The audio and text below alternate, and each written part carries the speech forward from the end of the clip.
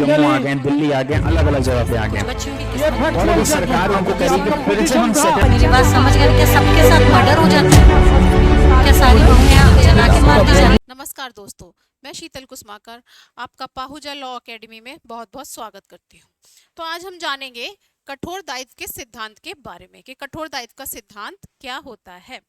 तो सामान्यतः अपकृत्य विधि में किसी व्यक्ति को उसके दोषपूर्ण कृत्य के लिए या फिर किसी गलत कार्य के लिए तभी उत्तरदायी ठहराया जाता है जब उसने वह कार्य उपेक्षा और असावधानी से किया हो, साथ ही साथ उसके उस कार्य से किसी अन्य व्यक्ति को कोई क्षति या नुकसान हुआ हो। किंतु कुछ मामले ऐसे भी होते हैं जिसमें कि प्रतिवादी द्वारा किए गए कार्य से वादी को क्षति तो होती है, किंतु उसमें उस व्यक्ति की यानी कि जो प्रतिवादी है, जो उसने वो कार्य किया है, उसमें उसकी उपेक्षा या असावधानी नहीं होती है। तो ऐसे मामले जिनमें कि प्रतिवादी के द्वारा किए गए कार्य में उसने उपेक्षा या असावधानी का अभाव होता है किंतु वादी को क्षति होती है, और इस ऐसे मामलों में प्रतिवादी को आवश्यक रूप से उत्तरदायी ठहराया जाता है। तो ऐसे मामलों को हम कठोर दायित्व का सिद्धांत के अंतर्गत लाते हैं। तो आइए जानते हैं कि ये कठोर दायित्व का सिद्धांत कहाँ से आया है। तो कठोर दायित्व का सिद्धांत सर्वप्रथम रायलैंड बनाम फ्लेचर के मामले में प्रतिपादित किया गया था, और यह सिद्धांत न्यायमूर्ति ब्लैकबर्न द्वारा प्रतिपादित किया गया था।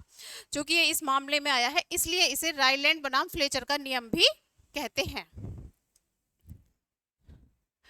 तो कठोर दायित्व के सिद्धांत में जो न्यायाधीश ब्लैकबर्न है उन्होंने क्या कहा, उन्होंने कहा कि जब कोई व्यक्ति अपनी भूमि पर किसी खतरनाक वस्तु को लेकर आता है और उसको वहां पर रखता है, और वो वस्तु ऐसी प्रकृति की है कि अगर वो उस भूमि से बाहर चली जाए तो आवश्यक रूप से ये संभाव्य है कि वो किसी न किसी को हानि कारित कर देगी, क्षति कारित कर देगी। तो ऐसे मामलों में उस व्यक्ति का जो कि उस वस्तु को अपनी भूमि पर लेकर आता है कठोर दायित्व हो जाता है, भले से ही उसने उस कार्य में उस वस्तु के बाहर निकलने में उसने जो है कोई भी उपेक्षा या कोई भी असावधानी ना बरती हो।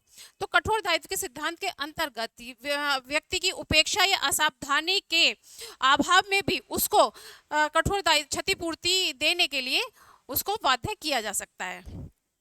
तो कठोर दायित्व के सिद्धांत में जब वादी कोर्ट में सूट फाइल करता है, इस सिद्धांत का सहारा लेता है, तो वादी को निम्नलिखित बातें सिद्ध करनी होती हैं। यह है कि प्रतिवादी अपनी भूमि पर खतरनाक वस्तुओं को लाया या एकत्र किया। दूसरी बात उसको यह सिद्ध करनी होगी कि प्रतिवादी ऐसी खतरनाक वस्तु को अपनी भूमि पर अप्राकृतिक उपयोग करने के लिए लाया। तो ये देखते हैं कि अप्राकृतिक जो प्रयोग है भूमि का वो क्या है। अगर कोई व्यक्ति अपनी छत पर कोई सामान्य मात्रा में जो घर रोज के उसके घर के जो खर्चों के लिए जो पानी एकत्रित करता है एक सामान्य मात्रा में, तो वो भूमि का सामान्य उपयोग होता है। किंतु अगर वो अत्यधिक भूमि जल का अपनी छत पर स्टोर कर लेता है, उसको एकत्र कर लेता है, मान लीजिए कोई स्विमिंग पूल बनवा लेता है और उसमें अत्यधिक मात्रा में वो जल को एकत्र कर लेता है, तो यह भूमि का अप्राकृतिक प्रयोग माना जाएगा। साथ ही साथ अब देखते हैं कि ऐसी वस्तु प्रतिवादी की भूमि से निकलकर वादी की भूमि पर आ गई हो, यानी कि जहां वो भूमि पर जो वस्तु रखी गई है उस भूमि से निकलकर बाहर आ गई हो, और वादी को ऐसी चीज के निकल जाने की वजह से क्षति हुई हो। जब वो चीज उस जगह से निकल के बाहर आ गई है तो उसके कारण वादी को आवश्यक रूप से क्षति हुई हो, तभी ये सिद्धांत लागू होगा। अगर मान लीजिए वादी ये चीजें सिद्ध कर देता है, जब हम कोर्ट में जाते हैं तो फिर कोर्ट जो है प्रतिवादी को भी अपनी डिफेंस में कुछ बोलने के लिए उसको परमिशन देता है।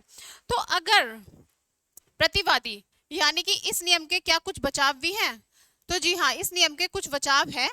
अगर वादी इन बचावों में से भी कोई एक बचाव को सिद्ध कर देता है कोर्ट में, तो वो क्षतिपूर्ति देने से बच जाता है। तो देख लेते हैं कि ये बचाव क्या है। वादी का स्वयं का दोष। अगर प्रतिवादी कोर्ट में ये सिद्ध कर देता है कि जो वस्तु बाहर निकली है भूमि से, उसके पलायन करने में, उसके भूमि से बाहर निकलने में वादी की गलती थी, यानी वादी का दोष था, तो ऐसे मामलों में फिर वादी को क्षतिपूर्ति नहीं दिलवाई जा सकती।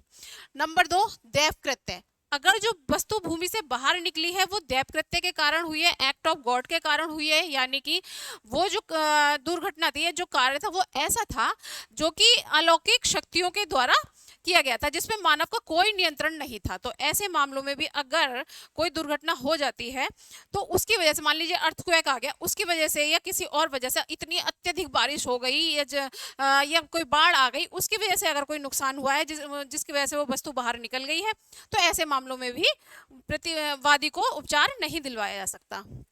तीसरी बात है वादी की सम्मति, यानी कि अगर प्रतिवादी उस वस्तु को अपनी भूमि पर लेकर आया है, उस वस्तु को लाने में वादी ने अपनी कंसेंट दे दी है, दोनों की सहमति हो गई है कि हाँ ठीक है आप उस वस्तु को अपनी भूमि पर ला सकते हो, रख सकते हो, तो ऐसे मामलों में भी प्रतिवादी क्षतिपूर्ति देने के लिए उत्तरदायी नहीं होगा।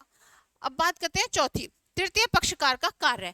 अब अगर वस्तु जो भूमि से पलायन की है उसमें ना तो वादी का दोष है ना प्रतिवादी का दोष है, बल्कि किसी थर्ड पर्सन का दोष है, तो ऐसे मामलों में भी क्षतिपूर्ति नहीं दिलवाई जा सकती। पांचवा बचाव है सांविधिक प्राधिकार। अगर जो वो कार्य किया गया है, जो वस्तु को लाया गया है, खतरनाक वस्तु को अपनी भूमि पर, अगर वो सांविधिक प्राधिकार के अंतर्गत किया गया है, तो ऐसे मामलों में भी प्रतिवादी को उपचार देने के लिए बाध्य नहीं किया जा सकता।